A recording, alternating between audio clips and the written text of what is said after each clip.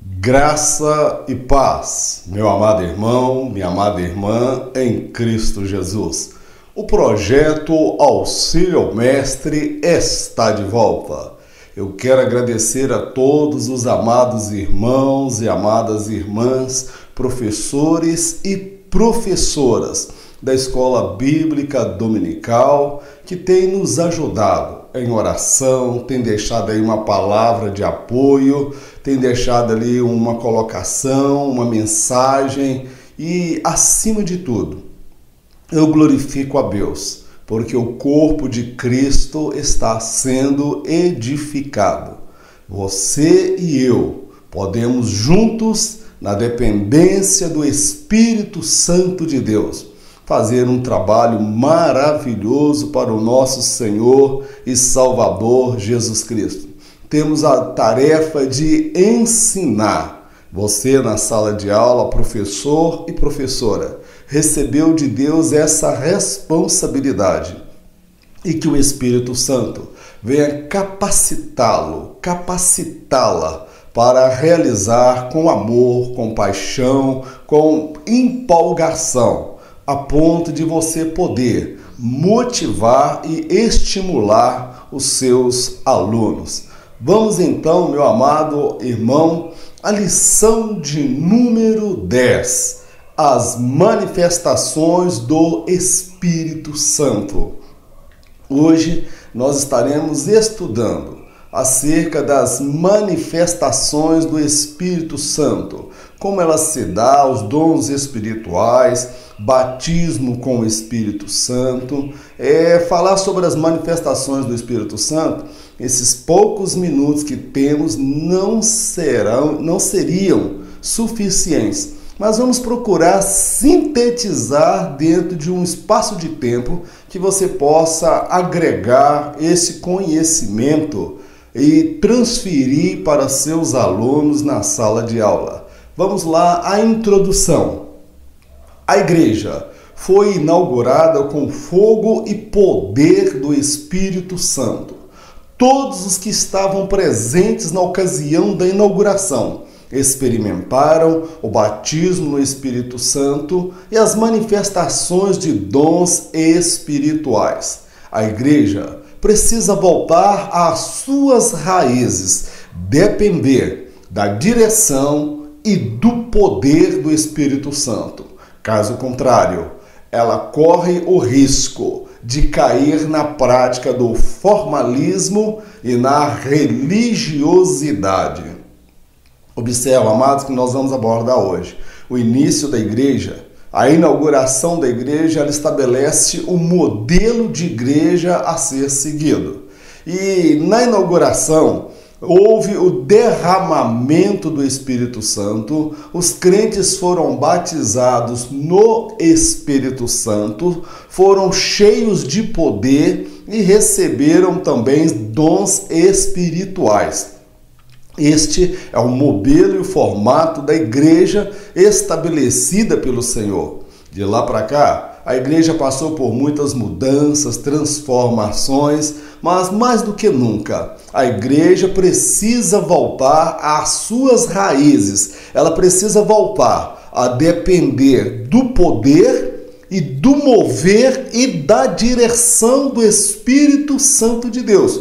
Do contrário, amados, nós vamos ver aí uma igreja marcada pelo formalismo e pela religiosidade. E posso dizer uma coisa, quando falta a manifestação do Espírito Santo de Deus na igreja, quando falta a direção do Espírito Santo e os dons espirituais no meio da igreja, o que nós vamos ver num termo bem popular é pregador, louvoristas enchendo linguiça, sem nada de Deus, sem essência de Deus. Precisamos da manifestação do Espírito Santo de Deus no nosso meio, pois é a presença do Espírito Santo que nos torna igreja. Do contrário, seremos apenas um ajuntamento de pessoas. Amém, amado? Vamos lá.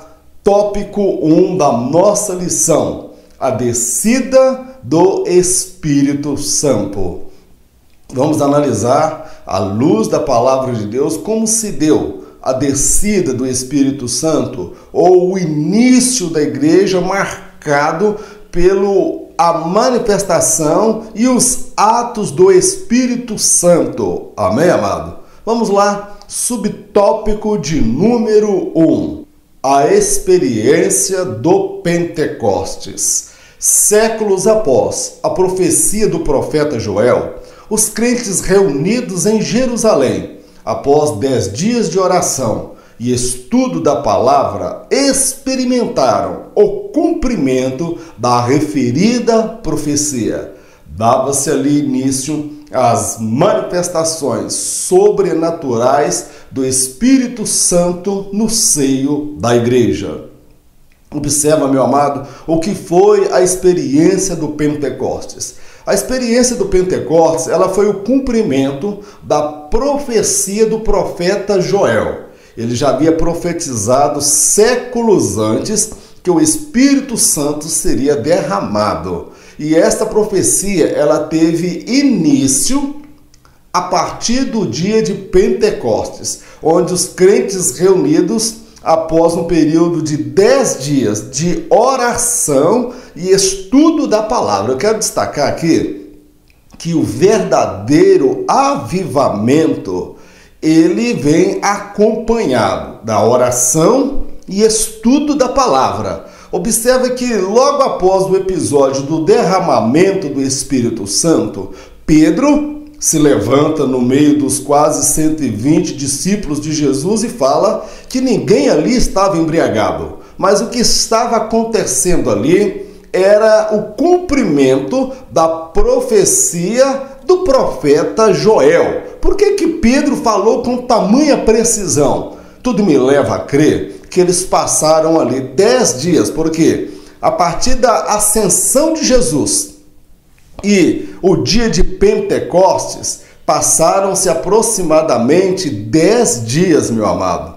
10 dias passaram após a ascensão. Então eles passaram ali 10 dias reunidos em oração e estudo das profecias bíblicas relacionadas ao derramamento do Espírito Santo. Então, se a nossa geração, a minha geração atual, deseja ver revestimento de poder e batismo no Espírito Santo, ela precisa se voltar para a prática da oração e para o estudo da palavra de Deus. Amém, amado? Avivamento sem oração e sem palavra é caminho de fanatismo e extremismo religioso.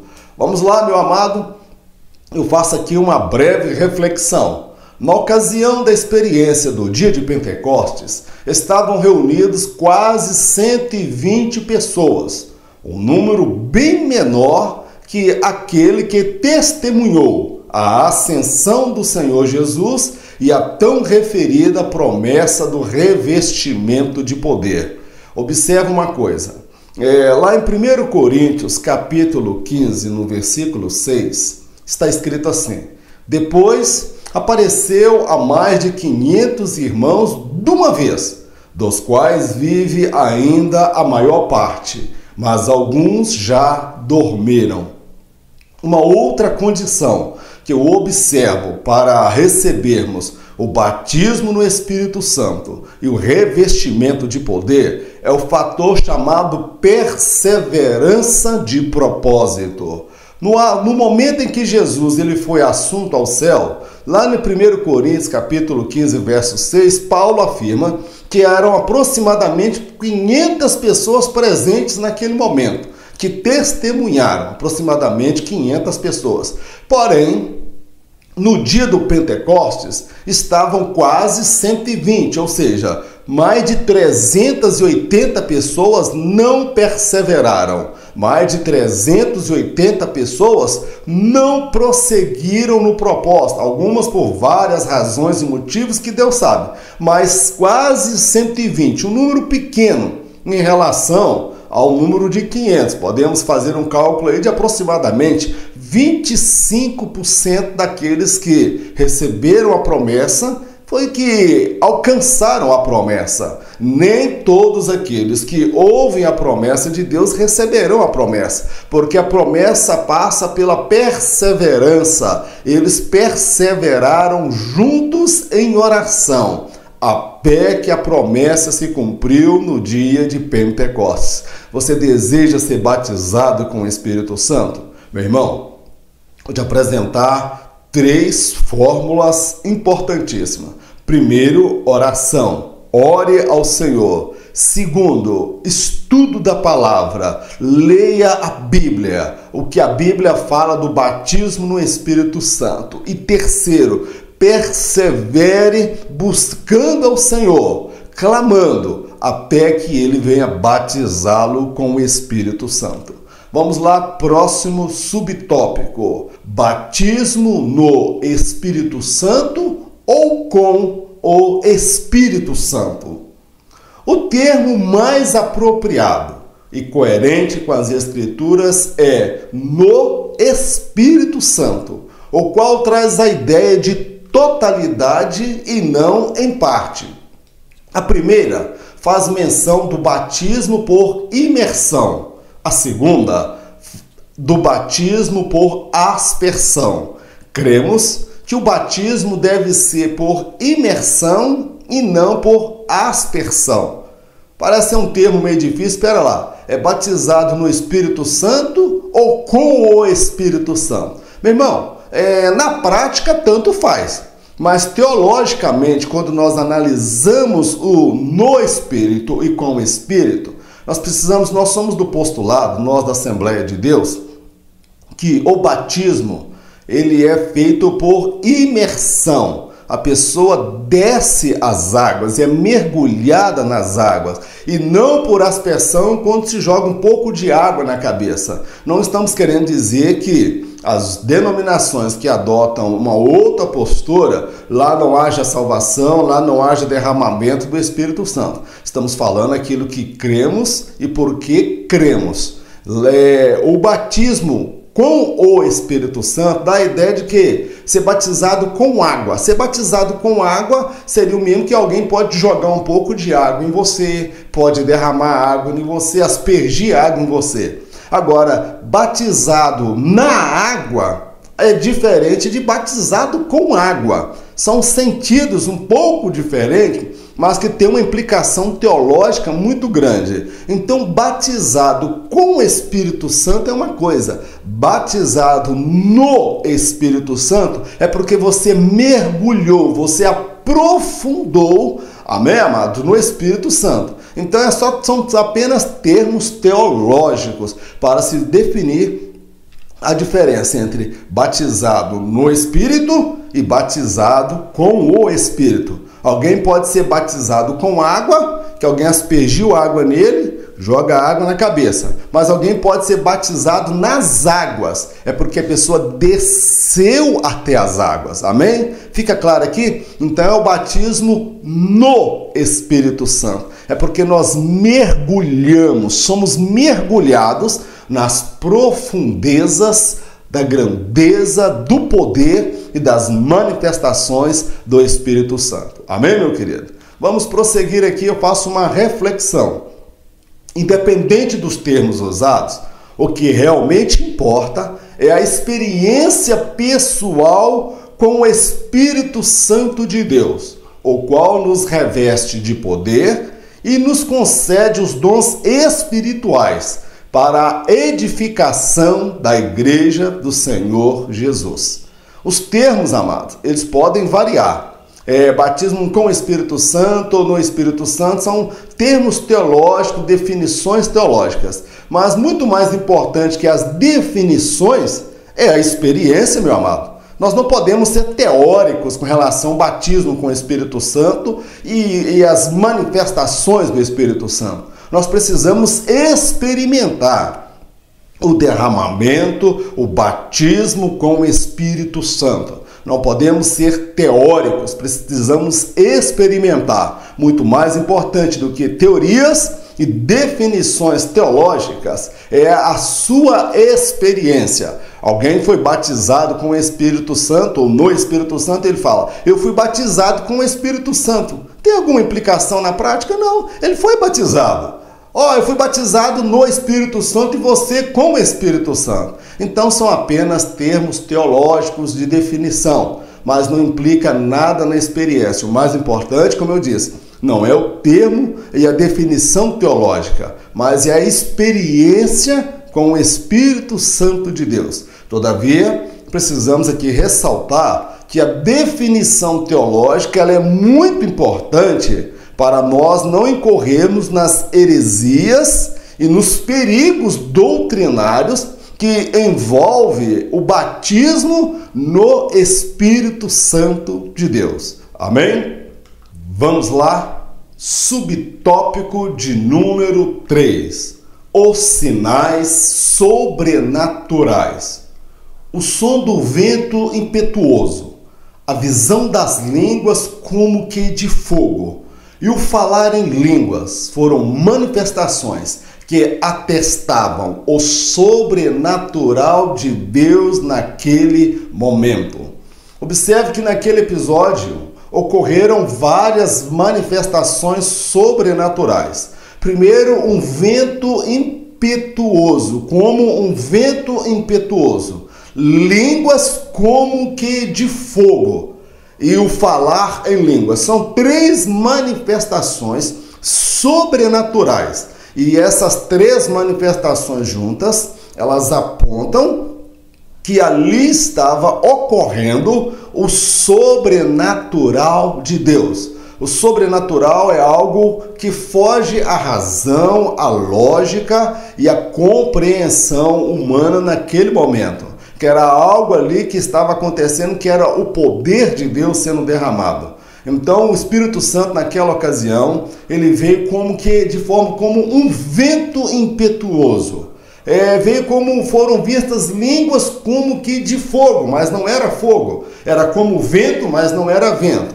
E as línguas? O comentarista, ele parte do pressuposto de que aquelas experiências dos 2 primeiros, eles estão restritos somente para aquele momento e ocasião que não se repetirão mais.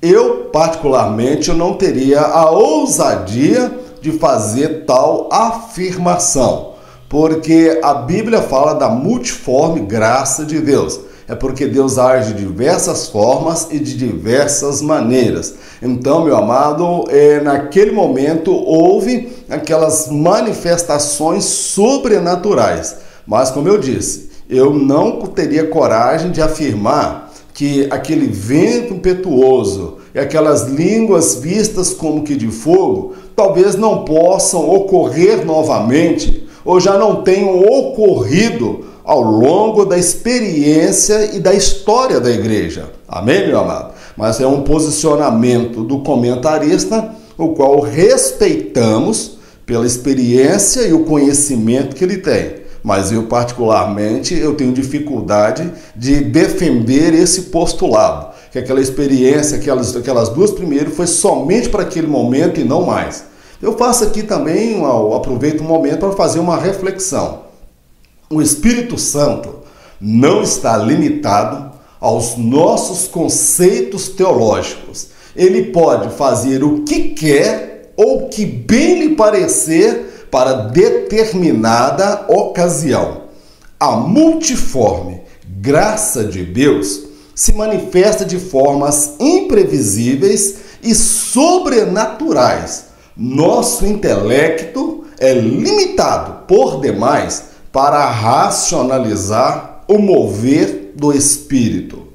Então eu quero fazer essa colocação aqui, que nós temos definições e conceitos teológicos, e isso é importante. Agora, o que eu preciso entender é que o Espírito Santo, ele não está limitado à minha interpretação teológica, porque eu já disse em outros vídeos e torno a dizer que a teologia, ela é uma ciência humana. Ela não é uma ciência exata, uma ciência puramente divina. Ela passa por um texto divino, que é a Bíblia, mas a interpretação, ela é humana. E enquanto interpretação humana, ela está passível de limitações. onde eu afirmo que o Espírito Santo não está limitado aos nossos conceitos teológicos.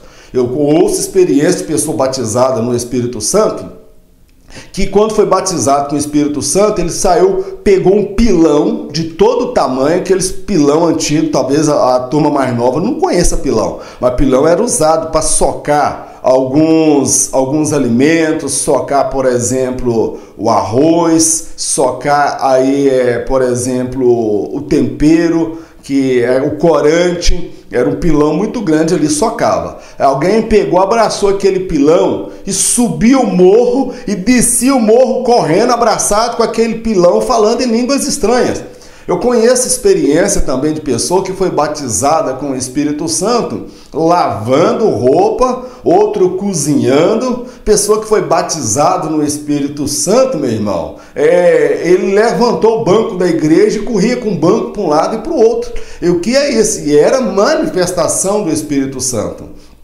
Daniel Berg e Gunavini, quando chegaram ao Brasil, eles foram taxados, perseguidos. Era o movimento dos doidos, dos extremistas, dos fanáticos, de gente que falava que eles subiam pelas paredes. Eram várias coisas que se falavam acerca do movimento pentecostal, porque o Espírito Santo, até hoje, ele continua fazendo coisas que pode nos surpreender. Amém, amado? Então, a nossa mente, a nossa capacidade de compreender e racionalizar o Espírito Santo, irmãos, ela é muito limitada. Então, o Espírito Santo não está preso aos nossos conceitos teológicos, mas, todavia, ele age segundo o padrão estabelecido ali na palavra de Deus, que vai muito além, às vezes, da minha compreensão e do meu entendimento. Amém, amado? Fica aí essa deixa, essa observação.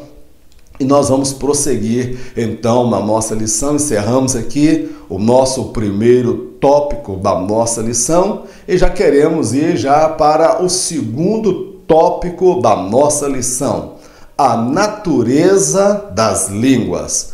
Nesse segundo tópico, nós estaremos estudando o que é a manifestação das línguas, qual é a fonte, que língua é essa, o que a Bíblia fala acerca das línguas estranhas ou do dom de línguas. Então nós vamos abordar agora sobre isso, a natureza das línguas. Subtópico de número 1. Fonte. A manifestação do Espírito Santo foi algo surpreendente, pois os discípulos começaram a falar em línguas com as quais eles nunca tiveram contato ou aprendizado. Para os discípulos eram estranhas aquelas línguas, mas para os ouvintes as mesmas eram conhecidas. Observe o que a Bíblia fala. Lucas, ele é muito enfático em dizer que em Jerusalém, no dia de Pentecostes, haviam judeus de todos os cantos da terra, de todas as nações. Então, eu vejo aí a questão da estratégia de Deus.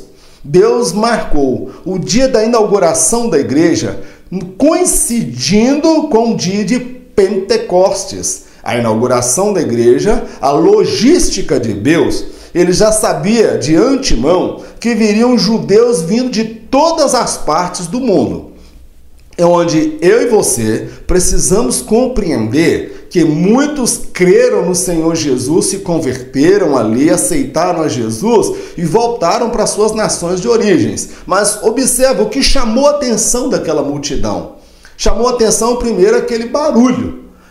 Agora imagina, que barulho foi este? Era uma multidão de pessoas, muita gente de todos os lados. Então o barulho tinha que ser maior do que o barulho das multidões andando em procissão para um lado e para o outro. E eles chamaram a atenção daqueles homens porque eles viram aquelas pessoas simples ali de Jerusalém, eram na maioria pescadores, homens talvez que não eram doutos, não eram cultos. Eles os ouviam falar na sua língua de origem, por exemplo. Vou para os irmãos tentar entender o que aconteceu.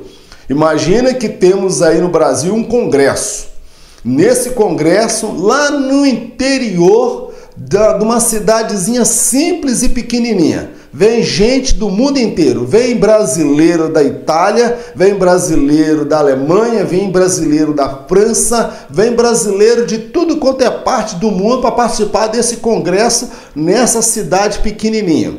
E lá houve a manifestação do Espírito Santo, que eles foram batizados com o Espírito Santo, e todos os brasileiros ficaram surpresos, porque quem veio da França ouvia aqueles homens falar em francês. Alguém ali estava falando em francês. Por outro lado, alguém estava falando em alemão, outro falando em italiano. Para os discípulos, aquela língua era estranha, porque eles não foram ensinados e doutrinados para aprender aquela língua. Veio o revestimento do poder e eles falaram naquelas línguas que aqueles judeus dos 4 cantos da terra estavam ali, eles entendiam e eles ficaram maravilhados. Mas como é que nós os ouvimos falar nas nossas línguas? Ou seja, a língua dos países que eles pertenciam. Isso aí foi uma manifestação do Espírito Santo. Agora, alguém pode dizer, não, mas aquela experiência foi para aquele momento, a língua dos anjos. Verdade, tem hora que a gente fala em línguas estranhas, língua dos anjos. Mas eu conheço testemunho e relato de pessoa que foi usada por Deus para falar em línguas estranhas para ela, aquela uma senhora na igreja, simples, sem estudo, falando em um inglês perfeito, e o pastor que estava na igreja era americano, e ele ouviu claramente aquela irmã falando em inglês, entregando um recado, a profecia para ele. E depois aquele pastor foi procurar saber se aquela irmã, ela sabia falar inglês e ela não sabia. Mas o Espírito Santo concedeu a ela a habilidade e a capacidade de falar em inglês. Era uma língua estranha para ela. Então nós precisamos entender as manifestações do Espírito Santo. Naquela ocasião, Deus tinha aquele propósito de impactar aquela multidão. Porque o batismo com o Espírito Santo e os dons espirituais, eles visam a edificação da igreja e a propagação da mensagem do Evangelho. E esse propósito foi alcançado ali naquele dia, porque tinham judeus vindo dos 4 cantos da terra, de todas as nações. E foram estes os primeiros evangelistas da fé cristã em outros países. Amém, amado? Vamos prosseguir. Subtópico de número 2, a glossolalia. Meu Deus do céu, mas que nome é esse, irmãos? É um nome difícil, glossolalia. Não é coisa que nós ouvimos no nosso dia a dia. Mas vamos lá. Trata-se da habilidade de falar em línguas no ato do batismo no Espírito Santo. Tal habilidade não é fruto do aprendizado humano, e sim de um dos dons concedidos pelo Espírito Santo. Este dom está entre a categoria dos dons que envolvem a fala. Então, glossolalia, podemos traduzir bem em miúdos para os irmãos entenderem, é a habilidade, a capacidade de falar. Então, ela está envolvida com a fala. Mas o falar em línguas enquanto dom espiritual, ele não é aprendido, ele não é ensinado.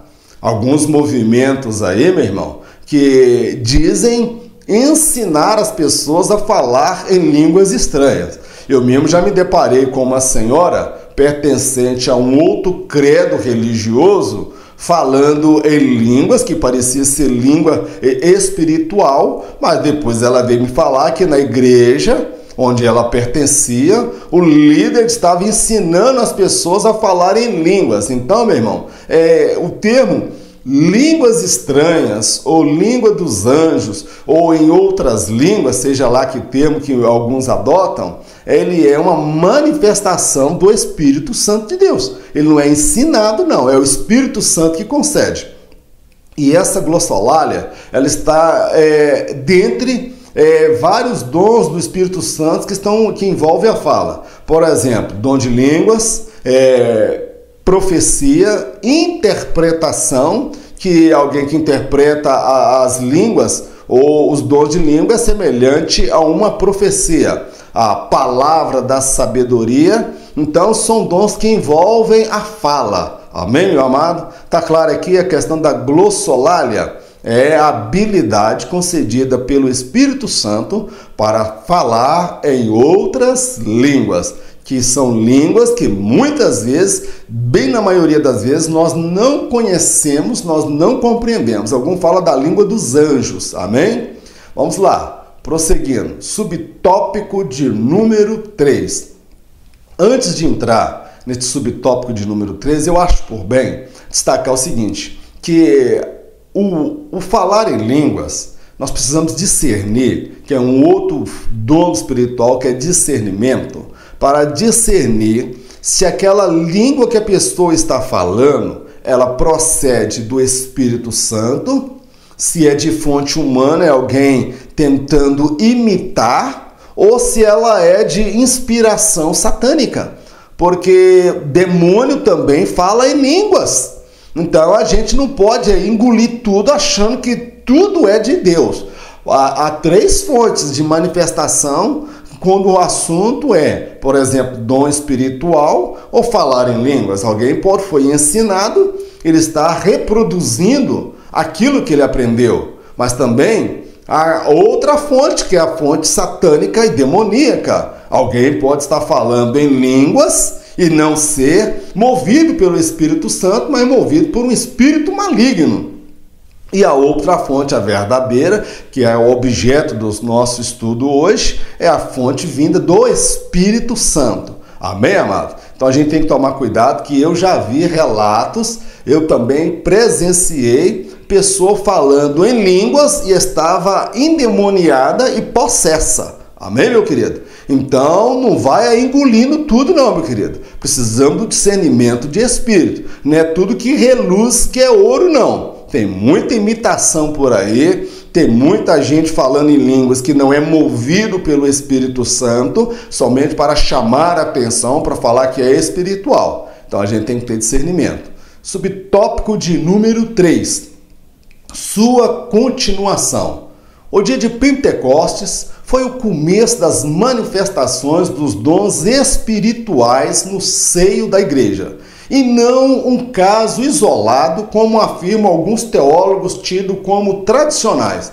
Conforme o apóstolo Pedro, a promessa não estava restrita àquele momento ou pessoas. Então precisamos destacar que houve uma continuação. Alguns teólogos tidos da linha tradicional, que não acreditam no movimento tido como pentecostal nas manifestações do Espírito Santo, eles são do postulado que acreditam, que afirmam que aquela manifestação foi para aquele momento, para aquela ocasião específica e não mais ocorreu.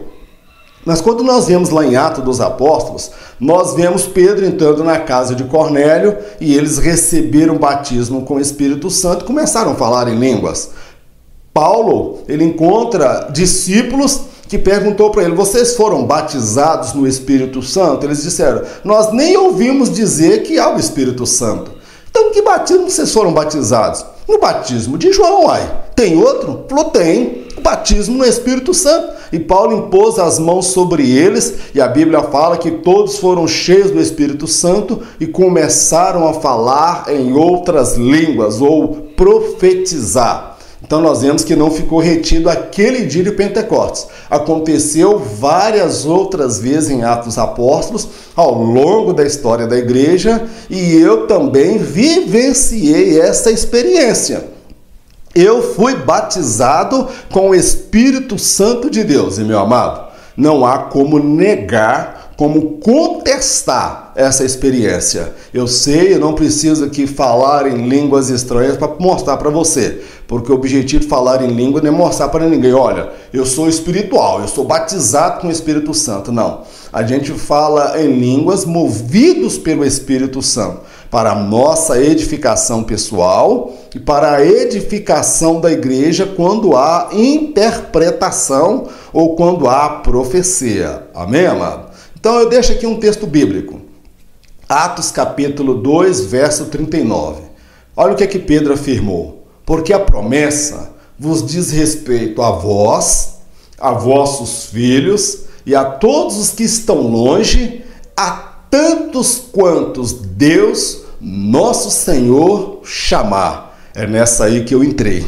É nessa aí que você entrou. Então Pedro quis dizer, olha, essa promessa do profeta Joel não é somente para nós, não. É para nós, para vós, para os vossos filhos, para todos que estão longe e distante, para todos quanto Deus, nosso Senhor, chamar. Ou seja, ele quis dizer, essa promessa ela tem continuidade e repetição. E ela vai ter término, tem data marcada. O término dela vai se dar quando da ocasião do arrebatamento da igreja. Encerramos aqui o subtópico, me desculpe, encerramos aqui o tópico de número 2 e já vamos entrar no tópico de número 3, para sermos objetivos e não tomarmos aí muito tempo dos amados irmãos. Tópico de número 3, significado e propósito. Nesse tópico nós vamos avaliar o que é o batismo com o Espírito Santo, qual o significado e qual é o propósito. Será que o propósito do batismo com o Espírito Santo é para estabelecer status espiritual? Quem é espiritual ou quem não é espiritual? Quem é santo e quem não é santo na igreja? Quem é salvo ou quem não é salvo? Vamos analisar à luz das Escrituras. Subtópico de número 1. O batismo no Espírito Santo não é sinônimo de salvação. Estávamos todos nus nos nossos pecados, semelhante a Adão e Eva após a queda. Em Cristo Jesus, fomos vestidos de vestes de salvação. No Espírito Santo, fomos revestidos de poder. Observe, meu amado, batismo com o Espírito Santo não é sinônimo de salvação. Ou seja, não é que a pessoa que é batizada no Espírito Santo é salva, ou que a que não foi batizada no Espírito Santo não é salva. Não, não tem nada a ver uma coisa com a outra. A pessoa pode aceitar Jesus e não experimentar o batismo no Espírito Santo e ser salvo. O ladrão na cruz do Calvário, ele não foi batizado no Espírito Santo, meu querido. Ele creu no Senhor Jesus. Jesus disse que naquele mesmo dia estaria com ele no paraíso. Ele não teve tempo de descer da cruz e ser batizado com o Espírito Santo. O batismo do Espírito Santo, ele é um revestimento de poder. Você pode observar aqui que eu estou aqui vestido com essa camisa. Então, essa camisa, ela representa veste. E eu estou revestido com esse terno. Então, o que é isso?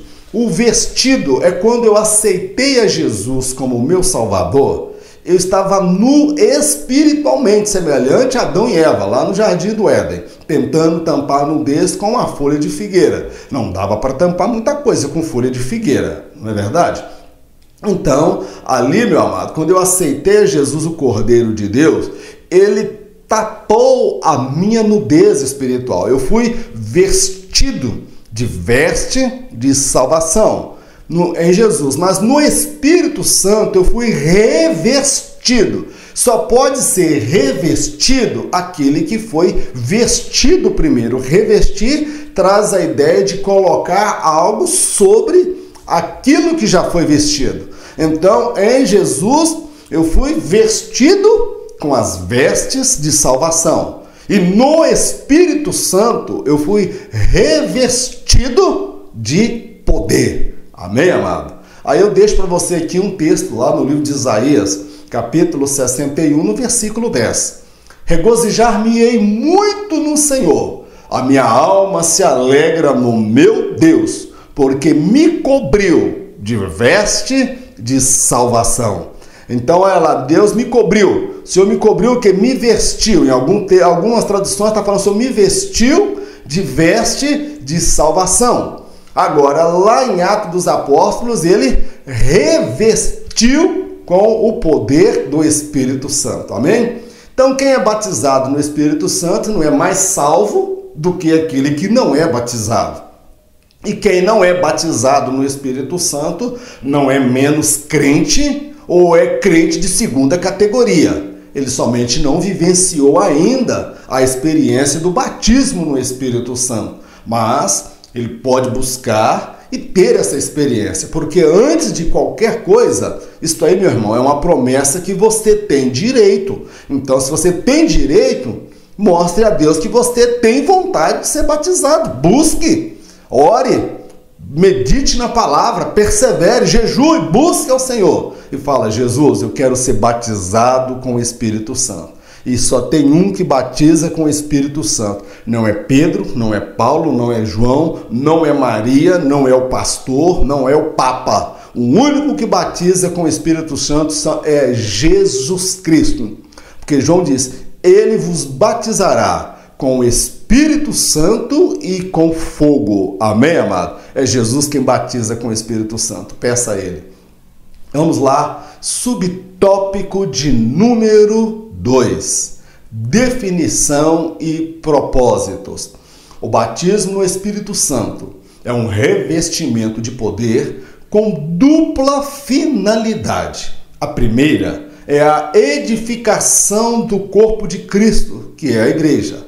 A segunda é a autoridade e ousadia no Espírito para pregar o evangelho da salvação.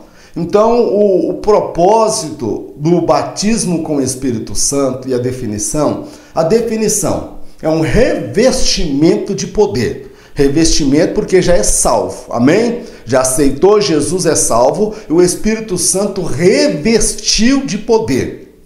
Precisamos olhar que Pedro, quando vai na casa de Cornélio, antes mesmo que ele começasse a pregar e a falar da salvação, o Espírito Santo veio e batizou a todos ali presentes no Espírito Santo. Pode acontecer de alguém experimentar o batismo no Espírito Santo e se logo a seguir ele aceitar a Jesus como Salvador. Então, o batismo com o Espírito Santo ele é um revestimento de poder. E ele tem dupla finalidade. Qual é o propósito dele? São dois propósitos. Primeiro, a edificação da igreja.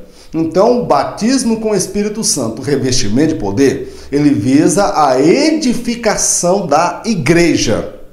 E também capacitando a igreja com ousadia e intrepidez para pregar a mensagem da salvação. Foi o que os apóstolos fizeram. Eles pregaram o evangelho na sua era com ousadia e com autoridade. É o que nós estamos precisando na nossa geração. Pessoas que pregam com ousadia, pessoas que pregam com autoridade. E o batismo com o Espírito Santo e os dons espirituais, eles visam, eu quero deixar isso bem claro, edificar o corpo de Cristo e não aquele que detém o dom espiritual. O único dom espiritual que tem como objetivo edificar aquele que o possui é o falar em línguas, porque Paulo fala que aquele que fala em línguas edifica a si mesmo. Mas se houver quem interprete, toda a igreja é edificada. Então, meu amado, o batismo com o Espírito Santo, o revestimento de poder e os dons espirituais, o propósito deles é revestir a igreja com o poder e edificar o corpo de Cristo para a propagação da mensagem do Evangelho. Então, meu amado, está claro aqui? Podemos prosseguir adiante, eu acredito que deu para você entender. Eu quero agora, meu amado, aproveitar a ocasião e falar de algumas coisas que nós vemos aí. Batismo com o Espírito Santo e os dons espirituais, eles não têm como propósito lançar alguém para o sucesso, para a fama, promover ninguém. O propósito de Deus, quando batiza um crente e concede ele dons espirituais, é para que ele venha edificar o corpo de Cristo, que é a igreja. E não a pessoa fazer disso uma fonte de renda, de lucro, de sucesso e prestígio. Nós vamos falar sobre isso aí no tópico de número 4. Vamos lá, meu amado? Tópico de número 4. os dons espirituais. Esse objetivo agora não é falar detalhadamente de cada dom espiritual. É falar de forma genérica ou generalizada, objetiva, falando acerca dos dons espirituais, mas não falando de cada dom espiritual. São muitos dons espirituais. Então vamos lá. O subtópico de número 1, os dons espirituais. A igreja não se sustenta sozinha. Ela depende do Espírito Santo, o qual a reveste de poder e de dons espirituais. Há igrejas que deixaram tanto a Jesus quanto o Espírito Santo do lado de fora. Todavia, o Senhor está do lado de fora querendo entrar. Observa uma coisa, a igreja ela começa a partir do batismo com o Espírito Santo, derramamento de poder. Então, o modelo ali de inauguração da igreja é um modelo estabelecido por Deus. É um padrão a ser observado. Podemos dizer que é o padrão de qualidade. Mas, no que nós vemos ao longo da história, e principalmente nos nossos dias, são igrejas que deixaram Jesus e o Espírito Santo do lado de fora. Nessas igrejas prega-se muita mensagem de autoajuda, mensagem para massagear ego de crente, mensagens que não fala de pecado, não fala de santidade, não fala de evangelismo, alcançar almas e missão. É aquela mensagem do triunfalismo da igreja, onde tudo gira em torno do homem. É aquelas igrejas antropocêntricas, onde o próprio Jesus e o Espírito Santo foram deixados do lado de fora. Me faz lembrar aquela música do Zé Ramalho, e me parece que o nome da música é Cidadão, que ele diz para o homem: tá vendo aquele edifício, moço? Eu também trabalhei lá. Ele fala que ele ajudou a construir aquele edifício, aquela escola, aquele hospital, e o filho dele não pôde ter acesso àquela escola, ele não pôde ter acesso àquele hospital. Meu irmão, parece uma ironia. Jesus, ele edificou a igreja, o Espírito Santo, ele iniciou a igreja com poder, derramamento, porém, a igreja sem o Espírito Santo, irmãos, ela vai ter cara de igreja, vai ter aparência de igreja, mas falta o mais importante, que é as manifestações do Espírito Santo, que torna uma igreja igreja. Não é um aglomerado de pessoas. O que torna igreja igreja é a manifestação e a presença do Espírito Santo no nosso meio. Então nós precisamos, irmão, voltar às raízes e avaliar a qualidade da igreja que nós estamos vivendo. Porque Jesus, escrevendo a igreja de Laodiceia, ele diz: eis que estou à porta e bato. Se alguém ouvir a minha voz e abrir a porta, então eu entrarei, cearei com ele e ele comigo. Era uma ironia. Eles falavam de Jesus, pregavam de Jesus, mas o próprio Jesus estava do lado de fora. Pode acontecer de haver igrejas espalhadas aí por esse Brasil, por este mundo, em que levam o nome de igreja de Jesus Cristo, mas o próprio Senhor Jesus foi deixado do lado de fora. Então, meu amado, os dons espirituais, eles têm como objetivo edificar a igreja, capacitar a igreja para a pregação do evangelho. Mas a igreja, como diz o comentarista, e ele foi muito feliz, ela não se sustenta por si só. Ela precisa da manifestação do Espírito Santo no seu meio. Porque se não houver a manifestação do Espírito Santo, nós seremos crentes formais, crentes meramente religiosos, que aprenderam a cultuar, aprenderam a sua liturgia, e o Espírito Santo mesmo fica do lado de fora. Aquela igreja engessada. É aquele culto que começa no domingo com os louvores, o culto começa às 7. Vai até 8 horas, 8h30, 15 para as 9. Aí que vai dar a oportunidade para o pregador. Aí fica aquele monte de gente enchendo linguiça, Porque o crente, se a irmã do coral não cantar, ela vai ficar triste. Se o grupo de jovens não cantar, vão fazer biquinho. Se a mocidade não for ali apresentar um jogral, vai ficar chateada e vai sair da igreja. Meu irmão, o culto ele é para Deus. Então, nós temos a nossa liturgia, nós temos a nossa forma de adorar, os nossos grupos de louvores, os corais, o círculo de oração, a mocidade, os adolescentes. A Assembleia ela tem a sua liturgia. Como toda denominação, outra denominação tem a liturgia. Porém, irmãos, nós temos que tomar o cuidado da gente não engessar o Espírito Santo, as manifestações do Espírito Santo, a liberdade do Espírito Santo de falar ao coração de quem está dirigindo o culto. Às vezes, ele não quer dar oportunidade para alguém. O Espírito Santo, irmãos, quando alguém está na direção do Espírito Santo, o Espírito Santo vai tomar conta do ambiente, vai impactar o ambiente, a glória vai invadir aquele lugar. Amém, amado? Mas precisamos da liberdade para o Espírito Santo. Outro sim, o Espírito Santo não habita onde há pecado. Se tiver pecado ali, meu irmão, por que a Bíblia fala? Não entristeçais o Espírito Santo de Deus. Pode acontecer de uma igreja entristecer o Espírito Santo, onde há carnalidade, pecado, sexo, fora do casamento, tanto por parte dos jovens como por parte de obreiros. Meu irmão, estou falando aqui de realidade. Então nós precisamos voltar meu irmão, as nossas raízes e viver na dependência do Espírito Santo e ter no nosso meio as manifestações dos dons espirituais. Quero deixar aqui uma meditação. Os dons espirituais são manifestação do poder de Deus no meio da igreja. Todavia, os mesmos não são sinônimo de santidade ou aprovação de conduta. A igreja em Coríntios possuía todos os dons espirituais.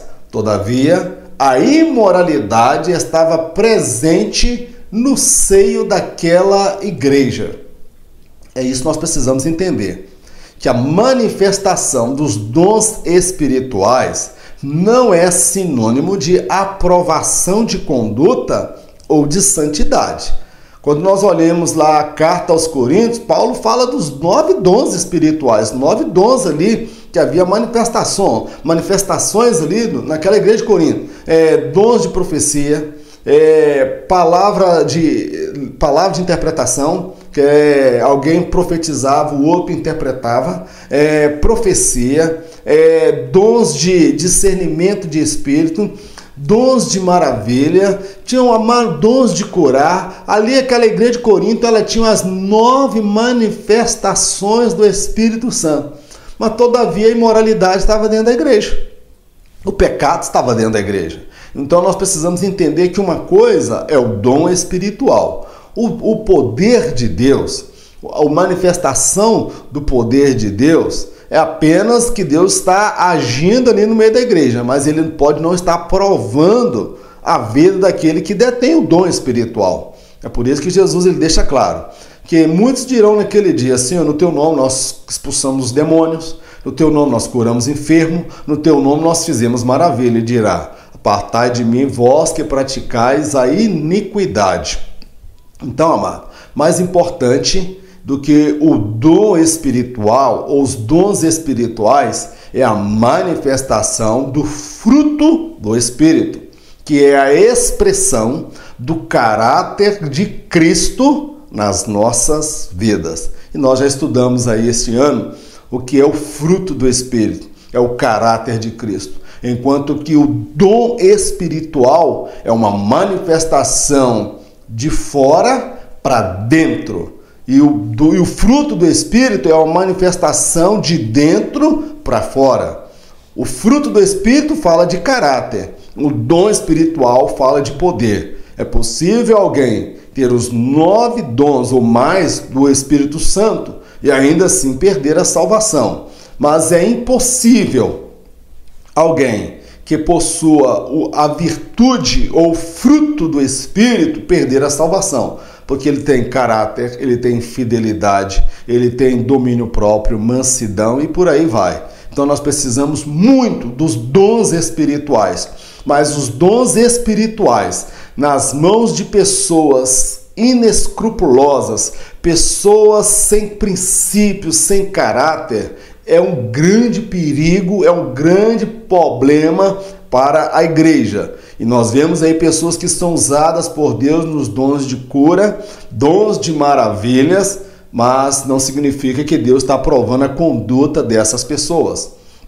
Vamos lá, subtópico de número 2. Os dons são dados aos crentes individualmente. Os dons espirituais não visam a promoção individual do crente. Antes, o objetivo central é a glorificação do nome do Senhor Jesus e a edificação do corpo de Cristo. Então nós precisamos entender que os dons espirituais, eles são distribuídos de forma individual para cada crente, segundo o propósito do Senhor. De repente, na sua igreja, o Senhor vê que há uma necessidade de cura e Ele vai capacitar alguém, vai dar a alguém o dom de curar. Mas aquela pessoa que vai receber aquele dom de curar, ela não vai usar aquele dom para se autopromover, mas ele vai usar aquele dom para edificar a igreja e glorificar o nome de Jesus. Meu irmão, infelizmente, para nossa vergonha, nós somos aí da Assembleia de Deus, nós somos os maiores patrocinadores de charlatães, de picaretas, cara de pau, mercenários da fé, empresários da fé. Pessoas que parece que são usadas, ou às vezes até é usada de dons espirituais. E nós pagamos essas pessoas cachês altíssimos. Pessoas que têm o dom da oratória, a palavra do conhecimento, que seria aí, alguns chamam de revelação, palavra da sabedoria, pessoa que prega com unção de Deus, pessoas aí com autoridade na palavra e que usam este dom para se promoverem. Há congressos aí, meu irmão, que eu não vou falar o nome por uma questão de ética e respeitar pessoas que vão lá anualmente nessa cidade, que o pregador que passa por lá é conhecido no Brasil inteiro. Eles brigam para pregar nesta cidade e nesse lugar, só para serem vistos, porque é a vitrine do Brasil.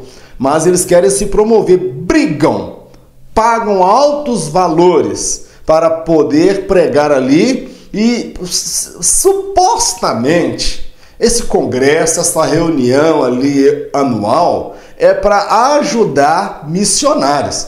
Irmãos, segundo aí o que nós observamos, muitas vezes esse dinheiro não está indo para missão, não. Esse dinheiro aí, o fundador, o pai do movimento que o filho agora herdou, porque o pai já foi recolhido, está fazendo fortuna e mais fortuna. E é você e eu que muitas vezes patrocinamos esses picaretas da fé.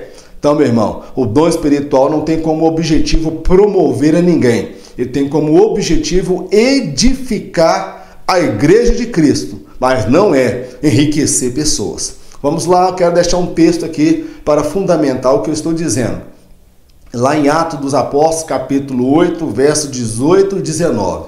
E Simão, vendo que pela imposição das mãos dos apóstolos era dado o Espírito Santo, lhes ofereceu dinheiro, dizendo: dai-me também a mim esse poder, para que aquele sobre quem eu puser as mãos receba o Espírito Santo. Olha aí esse Simão.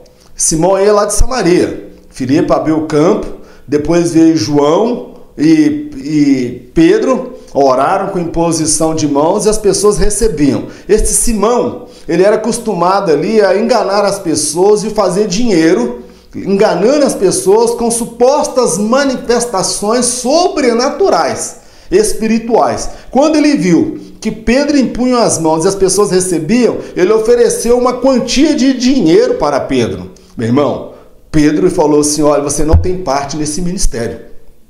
Eu vejo que você está em profundas trevas que você está no poço do abismo, que você está na perdição. Pedro, ele foi duro com aquele homem. Pedro não aceitou vantagem financeira. E é o mesmo Pedro que passou pelo paralítico à porta do templo, que dizia que não tinha prata e não tinha ouro, mas o que eu tenho eu te dou. Em nome de Jesus, levanta e anda. Meu irmão, nós precisamos das manifestações do Espírito Santo. Nós precisamos dos dons espirituais. Mas nós precisamos de homens que sejam movidos pela paixão por almas, de edificar a igreja. E não, meu irmão, de criar patrimônios, fazer do dom espiritual um comércio, um negócio que é rentoso. A escola de pregadores. Escolas de pregadores que ensinam a trabalhar a emoção das pessoas, ensinam como pregar para as pessoas e fazer as pessoas doar relógio, doar dinheiro, dar cheque, talão de cheque, cartão, celular, carro, casa. Há lugares aí, meu irmão, que as pessoas são ensinadas, os pregadores são ensinados a tomar dinheiro das pessoas. O objetivo deles não é ganhar almas. Eu fico preocupado com as nossas festas, com os nossos congressos, com as nossas reuniões, as nossas festividades, que não há, às vezes, uma alma aceitando Jesus. A gente gasta aí 50 mil, 200 mil, 300 mil, 500 mil fazendo festa para pregador famoso e cantor famoso. E, meu irmão, nós precisamos de parar com esse comércio na casa de Deus. Nós não podemos comercializar o dom de Deus. Eu não quero ser radical. Verdade que muitos que vão, eles precisam mesmo ter o suporte financeiro, porque ele tem despesa de preparo intelectual, preparo teológico, ele precisa ter o suporte financeiro da igreja. Mas, todavia, esta não será o motivo e o propósito maior do seu ministério. O ministério dele é para pregar o evangelho, mas a igreja, ela corrompe pregadores, ela corrompe homens, ela quer comprar livro, quer pedir autógrafo, compra DVD, tudo que a pessoa vende, quer comprar. É uma igreja capitalista, mercantilista. Precisamos voltar aos fundamentos da verdadeira fé cristã. Encerramos aqui o nosso estudo falando sobre a atualidade dos dons espirituais, o batismo com o Espírito Santo, os dons espirituais, a sua finalidade, o seu objetivo. Espero, meu irmão, de certa forma, ter contribuído para, de alguma forma, enriquecer o seu conhecimento. E a minha oração é que o Espírito Santo, ele venha te conceder autoridade, sabedoria, revelação para transmitir esta palavra de Deus. Vamos orar? Eterno Deus e Pai, nós te agradecemos por esse momento e esta oportunidade que o Senhor nos concede. Toda honra, toda glória sejam dadas ao teu nome. Meu Deus, obrigado. Nós precisamos da manifestação do teu Espírito no nosso meio. Precisamos dos dons espirituais no nosso meio. Precisamos de homens e mulheres cheios do Espírito Santo, movidos não pela ganância do dinheiro, movidos pela paixão por almas. Levanta no nosso meio pessoas com dons de cura, pessoas com dons de maravilha, pessoas com discernimento de espírito, pessoas com dom de profecia, pessoas com dom de interpretação de línguas, pessoas com línguas que se edificam, que edificam a si mesmo, edificam a igreja, uma igreja sadia, uma igreja que caminha segundo o propósito estabelecido na tua palavra. Pai, nós te agradecemos por tudo, no nome de Jesus. Amém. Meu querido, que Deus te abençoe poderosamente. Eu sempre esqueço de falar, mas hoje eu estou lembrando. Quando eu coloco o vídeo, eu sempre deixo ali junto com o vídeo um arquivo em PowerPoint, ali nos comentários. Você pode procurar lá no topo dos comentários, eu deixo ali o link onde eu coloco em PowerPoint esse material que eu usei para dar esta aula. Você tem a inteira liberdade de baixar, fazer as mudanças que você achar necessário e até usar na sala de aula. Meu irmão, use sem moderação. É tudo para a glória do nome do Senhor. Que Deus te abençoe e, permitindo o Senhor, semana que vem estaremos de volta. Fique na paz, no nome de Jesus.